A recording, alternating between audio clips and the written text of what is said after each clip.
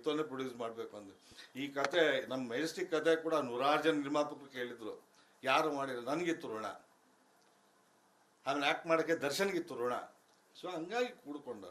But ಇನ್ನೊಂದು picture ಮಾಡೋ ಭಾಗ್ಯ ನನಗಿರಲಿಲ್ಲ. ನೀವು ಕಾಲ್ ಶೀಟ್ ಕೇಳಿದ್ರೆ ಕೊಡಲಿಲ್ಲ ಅನ್ಸುತ್ತಲ್ವ? ಯಾರು? ನೀವು ದರ್ಶನ್ ಕಾಲ್ ಶೀಟ್ ಕೇಳಿದ್ರೆ? ಸರ್, ನಾನು ಇವತ್ತವರೆಗೂ ಯಾರ ಕಾಲ್ ಶೀಟ್ಗೆ ಯಾರ ಮನೆ ಬಾಗಿಲಿಗೆ ಓದೋನಲ್ಲ. ನನ್ನ ಪ್ರೊಡಕ್ಷನ್ ಆದಂಥ 9 ಸಿನಿಮಾನು ಎಲ್ಲ ಹೊಸಬ್ರಿಗೆ ಅವಕಾಶ ಕೊಟ್ಟಿದ್ದೀನಿ. ಅದು ದರ್ಶನ್ ಒಬ್ಬರಿಗೂ ಹೊಸಬ್ರಿಗೆ ಅವಕಾಶ ಕೊಟ್ಟಿದ್ದವಾಗ.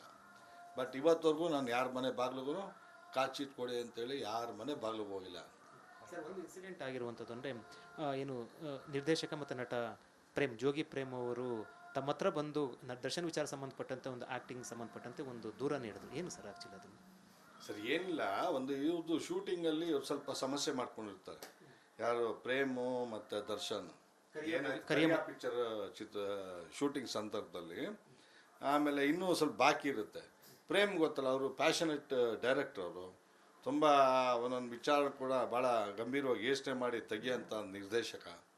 ಇವತ್ತೇನೋ ಇಲ್ಲಿವರೆಗೂ ಅವರು ಉಳ್ಕೊಂಡಿದ್ದಾರೆ ಅಂದರೆ ಅವರು ಇರ್ತಕ್ಕಂಥ ಪ್ಯಾಷನೇಟು, ಅವ್ರ ವರ್ಕ್ ಡೆಡಿಕೇಶನ್ ಮೇಲೆ ಇವತ್ತು ಪ್ರೇಮ್ ನಿಂತಿರೋದು. ಸರಿ, ಅವಾಗ ಕರಿಯ ಮಾಡೋ ಸಂದರ್ಭದಲ್ಲಿ ಕೂಡ ನಮ್ಮ ಆನೇಕಲ್ ಬಾಲರಾಜ್ ಪ್ರೊಡ್ಯೂಸರು, ಇವರು ಡೈರೆಕ್ಟ್ರು. ಸಾರಿ, ಅವ್ರಿಗೇನು ಕ್ಲಾಶ್ ಅದು ಗೊತ್ತಿಲ್ಲ, ಈ ಥರ ಎಂಬ ಬಂದಾಗ ಪಾಪ ಹತ್ಕೊಂಬಂದ್ರು ಪ್ರೇಮ್ ನಮ್ಮ ಮನೆ ರಾಜನಗರ 6ನೇ ಬ್ಲಾಕ್ ಮನೆಗೆ ಹತ್ಕೊಂಬಂದು, ಈ ಥರ ಹಿಂಗೆ ಸಾರಿ ನಿಮಗೆ ಶೂಟಿಂಗ್ ಮಾಡಲ್ಲ ಅಂತವನೇ, ಹಂಗೆ ಹಿಂಗೆ ಅಂತೇಳಿ ಪ್ರೇಮ್ ಕೂಡ ಹೇಳಿದ್ರು. ಬೇಕಾದ್ರೆ ರೀಲ್ ಶೂಟ್ ಕೊಡೋ, ನಾನು ಬರೋಲ್ಲ ಅಂತೇಳಿ. ಆಮೇಲೆ ನಾನು ಪಾಪ ನಮ್ಮ ತಂದೆಯವರು ಪ್ರೇಮ್ ಅವ್ರ ಪಾಪ ಇದು ನೋಡೋಕ್ಕಾಗದೆ ಕರ್ಸು ಅಂತೇಳಿ ನಾನು ಕರೆಸ್ದೆ. ದರ್ಶನ್ಗೆ ಬುದ್ಧಿ ಹೇಳಿದರು. ಸರಿ, ಆಮೇಲೆ ಇಬ್ಬರು ಇದು ಮಾಡಿ ಮತ್ತೆ ಶೂಟಿಂಗ್ ಸ್ಟಾರ್ಟ್ ಆಯಿತು. ಆ ಪಿಕ್ಚರು ಹಿಟ್ ಆಯಿತು. ಅದು ಒಂದು ಇನ್ನೊಂದು ಸ್ಟೆಪ್ ದರ್ಶನ್ಗೆ. ನನ್ನ ಮೆಜೆಸ್ಟಿಕ್ ಪಿಕ್ಚರ್ ಆದಮೇಲೆ ಕರಿಯಾ ಕೂಡ ಇನ್ನೊಂದು ಸ್ಟೆಪ್ ಆಫ್ ದ ಅವ್ರ ಲೈಫಲ್ಲಿ. ಅಂದರೆ ಒಂದು ಆ್ಯಕ್ಟರು ರೀಲ್ ಸುಟ್ಬಿಡಿ ಅಂತ ಹೇಳೋಂಥದ್ದು ಅಂದರೆ ಆಗಲೇ ಕೂಡ ಅಂದರೆ ಎಷ್ಟು ಸರಿ ಅಂತ ಅನಿಸುತ್ತೆ ಅಂತ ಯಾರು ಹೇಳ್ತಾರೆ ಅವ್ರ ಮನಸ್ಸಿಗೆ ಕೇಳ್ಕೊಬೇಕು ಸರ್. ಯಾಕಂದರೆ ಇವತ್ತು ನಾನು ನನ್ನ ಹೆತ್ತ ತಾಯಿ ಹಿಂಗೋ ಕನ್ನಡ ಚಿತ್ರರಂಗ ಕೂಡ ನನ್ನ ತಾಯಿ ಇದ್ದಂಗೆ. ನನ್ನ ತಾಯಿಗೆ ಅಗೌರವವಾಗಿ ಬಿಡಲ್ಲ. ಬಟ್ ಯಾವತ್ತು ನಾವು ಮಾಡೋ ವೃತ್ತಿಯಲ್ಲಿ ಶ್ರದ್ಧಾ ಭಕ್ತಿ ಇರಬೇಕು. ಬಟ್ ಅವತ್ತು ಆ ಥರ ಒಂದು ಮಾತು ಹೇಳಿದ್ದು ಅಷ್ಟು ನೋವು ಪಟ್ಕೊಂಡೆ ಪಾಪ ಹತ್ಕೊಂಡ್ಬಂದಿದ್ದವರು ಯಾರು ಪ್ರೇಮ್ ಅವರು. ಏನು ವಿಚಾರ ದರ್ಶನ್ದು ಮತ್ತು ಪ್ರೇಮ್ಗೆ ಆಯಿತು ಅಂತ ಗೊತ್ತಾಗಲಿಲ್ಲ ಸರ್, ಯಾಕೆ ಮಾಡಿ ಯಾವುದೊಂದು ವಿಚಾರ. ಬಟ್ ನನಗೆ ನೆನಪಿಲ್ಲ. ಬಟ್ ಏನು ಶೂಟಿಂಗ್ದೇ ಇರುತ್ತೆ, ಲೇಟ್ ಆಗಿರ್ಬೋದು, ಊಟ ಸರಿಗೆ ತರಿಸದೇ ಇರ್ಬೋದು, ಪ್ರೊಡಕ್ಷನ್ ಆ ಒಂದು ವಿಚಾರ ಇರ್ಬೋದು ಹೊರತು ಬೇರೆ ಇನ್ನೇನಕ್ಕೂ ಇಲ್ಲ ಸರ್. ಅಂಬರೀಷ್ ಅವ್ರನ್ನು ಕೂಡ ಭೇಟಿ ಮಾಡಿಸಿದ ಒಂದು ವಿಚಾರದಲ್ಲಿ, ಅಂದರೆ ನಟ ದರ್ಶನ್ ಮತ್ತು ವಿಚಾರದಲ್ಲಿ ಯಾವುದೊಂದು ನಿನಗಾಗಿ ಅಂತ ಮೂವಿ ವಿಚಾರ ಸಂಬಂಧಪಟ್ಟಂತೆ ಅಂಬರೀಷ್ ಅವ್ರನ್ನು ಕೂಡ ಒಂದು ಮಧ್ಯಸ್ಥಿಕೆ ವಹಿಸಿದ್ರಿ, ನಿಜನದು? ನಿನಗೋಸ್ಕರ ಪಿಕ್ಚರ್ ಸಂದರ್ಭದಲ್ಲಿ ಅವಾಗ ಕೂಡ ಸ್ವಲ್ಪ ಗಲಾಟೆ ಆಗಿತ್ತು. ಬಸವಂತ ಕುಮಾರ್ ಪಾಟೀಲ್ ಅಧ್ಯಕ್ಷರಾಗಿದ್ದು. ಆವಾಗ ಅಂಬರೀಷ್ ಅವ್ರ ಮನೆ ಕರ್ಕೊಂಡೋಗ್ಬಿಟ್ಟಿದ್ದೆ ನಾನು, ದರ್ಶನ್. ಅಲ್ಲಿವರೆಗೂ ಕೂಡ ಅಂಬರೀಷ್ ಅವ್ರನ್ನ ಅಷ್ಟೊಂದು ಭೇಟಿ ಆಗಿರಲಿಲ್ಲ ಅನ್ಸುತ್ತೆ. ಇಲ್ಲ ದರ್ಶನ್ ಅವ್ರಿಗೆ ಪರಿಚಯ ಇರಲಿಲ್ಲ. ದರ್ಶನ್ ಅವ್ರು ಕರ್ಕೊಂಡೋಗ್ಬಿಟ್ಟಿದ್ದೆ ನಾನು.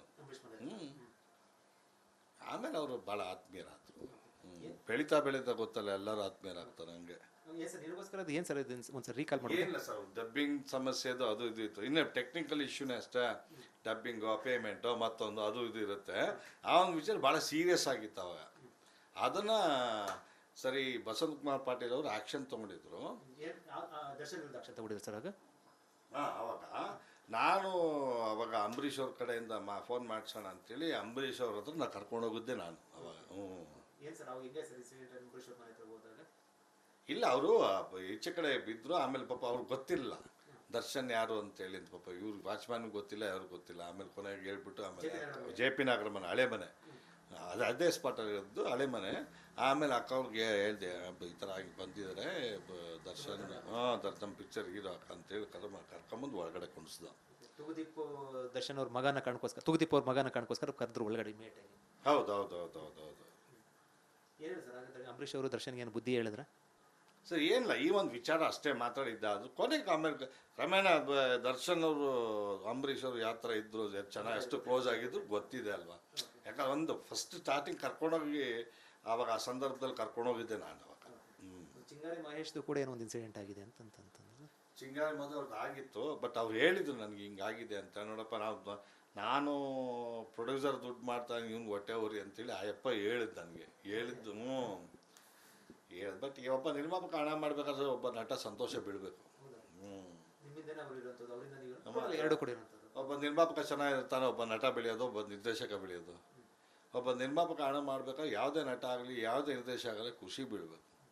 ಆ ಸಂದರ್ಭದಲ್ಲಿ ನಿರ್ಮಾಪಕ ಚಿಂಗಾರಿ ಮಹಾದೇವ್ರು ಹೇಳಿದ ಮಾತು, ನಾನು ಮಾಡಿದ್ದು ಇವ್ನು ವ್ಯಾಪಾರ ಜಾಗ ಮಾಡಿದೆ, ಇವ್ನು ಕಣ್ಣೂರಿ ಕಣ್ಣು ಕೆಂಪಾಗೋಯ್ತು ಇವನಿಗೆ, ಹಂಗೆ ಹಿಂಗೆ ಅಂತೇಳಿ ನನ್ನ ಹತ್ರ ಹೇಳ್ಕೊಂಡಿದ್ರು. ಹೌದು ಹೌದು ಹೌದು ಹೌದು. ಅದಾದ್ಮೇಲೆ ಏನಾದ್ರು ಮಾತಾಡಿದ್ರೆ ಸರ್ ನೀವು? ಇಲ್ಲ ಸರ್, ನಮ್ಗೆ ಸರ್ ನಮ್ಗೇನು ಅವ್ರವ್ರ ವ್ಯವಹಾರ, ಅವ್ರ ವ್ಯವಹಾರ ನಮ್ಗೆ ಯಾಕೆ? ನಮ್ಮ ವ್ಯವಹಾರ ಇದ್ದಾಗ ಮಾತಾಡೋದು ಓಕೆ. ಸರ್ ನೀವು ನೋಡಿದ್ರೆ ದರ್ಶನ್ ಆಗ ಇಷ್ಟೆಲ್ಲ ಸಾಫ್ಟ್ ಆಗಿದ್ರು ಎಲ್ಲ ಇದ್ರಲ್ವಾ, ಈಗ ಸಡನ್ ಆಗಿ ಯಾಕೆ ಅಂದರೆ ಈ ರೀತಿ ದಿನೇ ದಿನ ನೀವು ನೋಡ್ತಾರೆ ಒಂದಷ್ಟು ಇನ್ಸಿಡೆಂಟ್ ಆಗಿರುವಂಥದ್ದು. ಏನು ಮೈಸೂರು ಹೋಟೆಲ್ ಒಂದರಲ್ಲಿ ಏನು ವೇಟರ್ ಮೇಲೆ ಗಲಾಟೆ ಮಾಡಿದ್ದು, ಮತ್ತೊಂದು ಕಡೆ ಗಲಾಟೆ, ಇವೆಲ್ಲ ಕೂಡ ಅಂದಾಗ